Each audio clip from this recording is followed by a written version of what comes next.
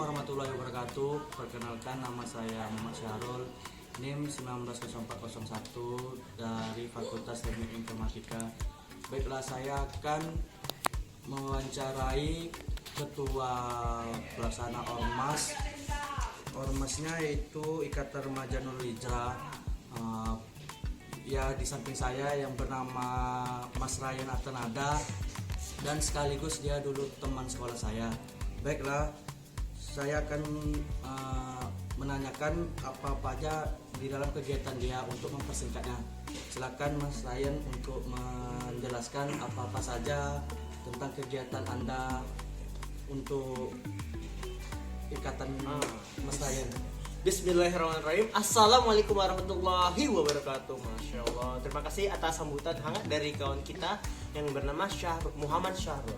Dan di sini saya mewakili dari Ikatan Remaja Masjid Nurul Hijrah.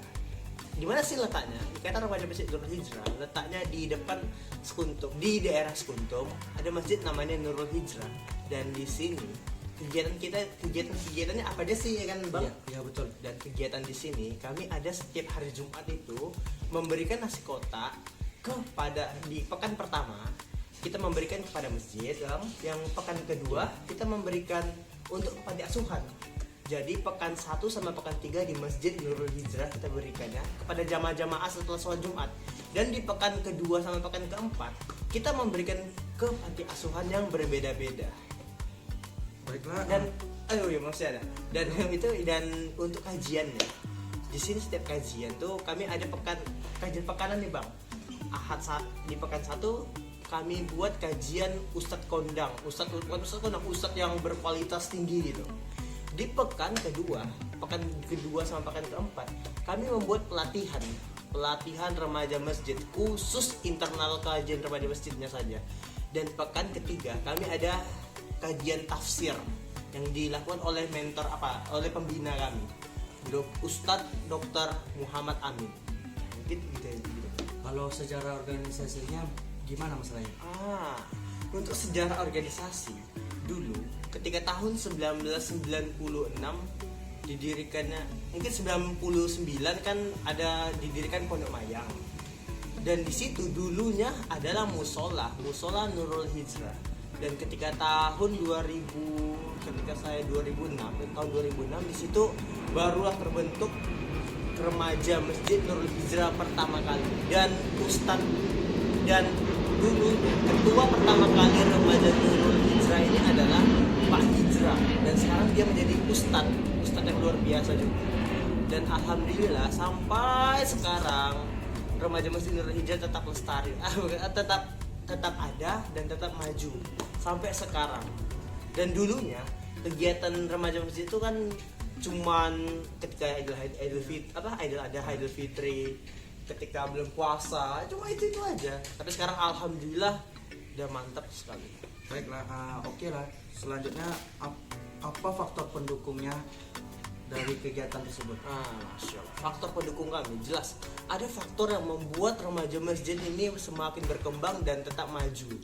Yaitu pertama faktor adanya donatur yang seperti saya bilang tadi, yang pemberian nasi kotak. Dari mana sih kami mendapatkannya?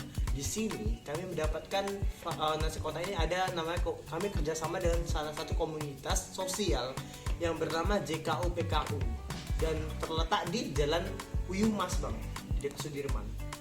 Dan kedua, ini kami alhamdulillah ada dari pengurus masjidnya memberikan anggaran kepada kami, anggaran khusus remaja masjid, divisi di remaja masjid Nurul Hijrah. Itu saja. Baiklah. Dan apa saja hambatan yang ada pada kegiatan tersebut? Masya Allah. Jadi pas itu saya besar dan mengundang ustadz luar biasa dari luar Sumatera, yaitu Habib Al-Habsi. Tapi gara-gara sekarang nih corona tidak bisa. Jadi ini karena corona. Yang kedua, kami ingin mengundang Ustadz Abdul Somad juga. Tapi karena ada yang kena corona di dekat rumah kami, di daerah dekat rumah kami itu, jadinya mereka takut untuk mengundang ustadz-ustadz yang mengakibatkan nanti kan jamaahnya meledak kan Bang. dia takut di situ, takutnya nanti tiba-tiba terdengar kan, dia kena corona abis dari mana tuh, abis dengeran kajian, malah kajian pula yang kena kan, malah masjid pula yang kena. Jadinya karena hal tersebutlah kami tidak jadi mengundang ustadz-ustadz besar. Dan intinya karena corona sih. Kalau sebelum corona ada nggak hambatannya? Kalau menurut saya hambatan tuh nggak ada juga ya. Kalau alhamdulillah masalah donatur atau masalah ekonomi, alhamdulillah sudah teratasi semua. Itu saja. Baiklah, kalau kesan yang paling diingat dalam kegiatan tersebut menurut Mas Ryan? Kesan kami, alhamdulillah baru-baru ini kami sudah menjalin kerjasama dengan Yayasan Tabung Wakaf Umat. Dan di sini Bang Umar atau Bang Syarul baru-baru ini kami membuat agenda Bang. Agenda kajian, agenda SPBU. Tapi bukan Pertamina Bang. SPBU ini apa itu panjangan? Sedekah pangan bersama UAS, Ustadz Abdul Somad. Dan di sini kita juga Ikatan Remaja Masjid Nurul Hijrah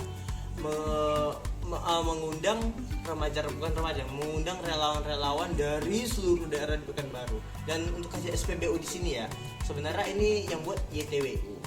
Jadi UAS di sini memberikan sembako dalam satu hari itu ke seluruh kecamatan yang ada di Pekanbaru, Bang. Dan di sini Remaja Masjid Nurul Hijrah mengambil bagian di daerah Tenayan Raya. Dan disitulah kami mengambil daerah situ untuk memberikan sembako, memberikan bantuan kepada orang-orang yang membutuhkan.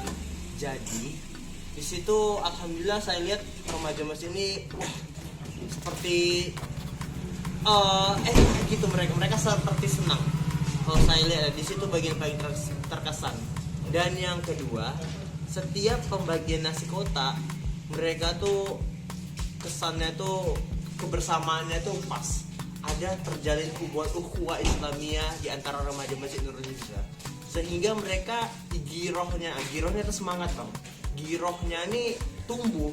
Di situ kesan yang paling bagus dan paling enak, bersamaan ikatan ukhuwah. Baiklah, selanjutnya duka yang paling ingat dalam melakukan kegiatan tersebut. Apakah ada dukanya yang di dalam kegiatan tersebut? Kalau duka alhamdulillah jangan sampai, dan alhamdulillah kayaknya belum ada lah Bang. Duka. Visi kegiatannya apa saja menurut Mas Ryan di kegiatan Mas Ryan? Jadi di Remaja Masjid Nurul Hijrah ini kami mempunyai beberapa divisi yang sangat aktif dan sangat berkegiatan. Apa aja itu? Yang pertama, divisi saya itu divisi sosial dan dakwah. Kenapa bisa kami satukan? Karena sosial ini dia tugasnya untuk sebagai membantu masyarakat yang membutuhkan. Yang kedua, jika ada panti asuhan yang membutuhkan bantuan kami siap untuk membantu mereka. Dan yang ketiga, jika ada orang-orang yang terlihat susah, maaf kata seperti pemulung, atau ada seperti pengemis yang benar-benar pengemis, bukan pengemis bohongan. Kan terkadang nih lucu lagi pengemis kakinya kayak potong, rupanya ada pula di sini. Itu pula yang bahaya tuh kan. Jadi, dan yang keempat, di situ kita harus mengetahui orangnya dan kita harus tahu alamat rumahnya biar kita bisa tahu dia beneran pengemis atau bukan. Dan yang kelima, ada orang buta juga yang perlu kita bantu. Kan beberapa ada nih kan Bang Umar, Bang Syarul, orang buta, dia gaya-gaya kayak buta gini-gini. Tapi ternyata nggak buta. Dan yang saya lucunya nih Bang Syahrul, dia ini orang buta, di samping dia ada orang yang normal, asistennya. Kenapa asistennya tidak membantu bekerja? Kenapa harus dibawanya orang buta itu untuk ngemis? Kenapa yang orang asisten yang orang normal ini tidak bekerja, lalu uangnya itu dijadikan milik orang itu berdua? Itu yang asli saya yang bingung. Makanya harus dalam divisi sosial ini harus benar-benar tahu siapa yang kita bantu agar tepat sasaran. Dan yang divisi saya kan sosial dan dakwah. Di dakwah inilah yang tadi itu saya bilang bahwa dakwah ini sebenarnya adalah ruh dari remaja masjid. Di remaja masjid manapun ataupun organisasi Islam manapun, dakwah. Apa sih arti dakwah? Dakwah itu artinya menyampaikan. tablik menyampaikan. Dan di sini dakwah di sini nih kami memang mengundang tuh ustadz-ustadz yang luar biasa, alhamdulillah. Dan makanya karena sosial dan dakwah itu sebenarnya tuh berhubungan. Jadi kami campur aja sosial sama dakwah nih. Seperti kemarin tuh lah yang tadi program saya bilang tadi, program SPBU. Dan di situ kan sosial, tapi dia ada dakwahnya, ada tausiahnya juga, jadi bisa dicampur. Dan divisi kedua yaitu divisi komunikasi. Tujuannya apa? Tapi kita ke divisi olahraga dulu lah, divisi olahraga. Di sini kita kan sebagai remaja yang kuat, sebagai pemuda-pemudi yang Islam, yang cerdas dan menyampaikan dakwah kepada rakyat atau masyarakat. Di sini kita harus membutuhkan badan yang kuat, badan yang segar juga, apalagi remaja. Harus segar-segar semua badan. Jadi setiap minggu itu kita akan ada kegiatan seperti jogging setiap hari Sabtu gitu. Hampir setiap hari loh kami jogging Bang Syarul. Jadi yang penggagas itu ada anak muda semua. Mereka olahraga di kantor wali kota di Badak sana. Luar biasa sekali kalau saya lihat. Dan terkadang mereka main futsal. Keseringan main futsal di Latansa Bang Syarul. Dan yang ketiga, mereka sering main badminton di dekat Jalan Harapan Raya, di dekat jembatan. Abang Syarul tahu? Di situ kami biasanya main badminton ya. Dan kemudian kan antar divisi tersebut mempunyai kegiatan yang saya sebutkan tadi yang beraneka macam, Bang. Di situ akan dipost oleh divisi infokom atau komunikasi.